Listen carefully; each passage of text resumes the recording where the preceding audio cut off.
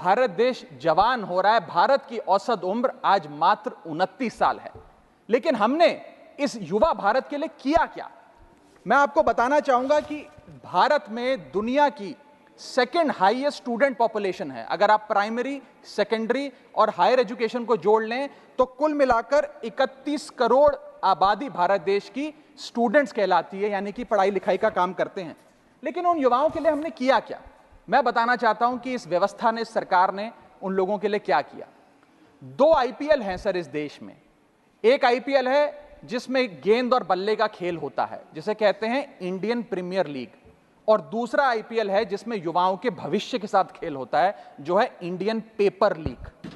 और आज मैं उसकी पूरी सूची लाया हूं कि कैसे युवाओं के भविष्य को सिक्योर करना तो छोड़िए, उसे बर्बाद करने का काम किया गया। और उस सूची में मैं नाम पढ़ के आपका ध्यान आकर्षित करना चाहूंगा कि क्या क्या हमने अपने देश के युवाओं को दिया है।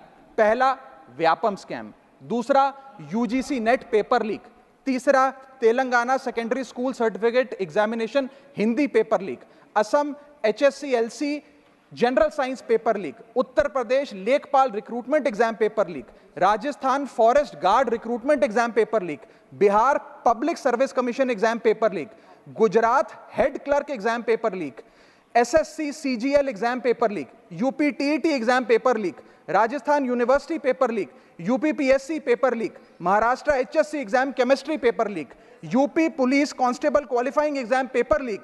रीट यानी कि Rajasthan eligibility examination for teachers paper leak.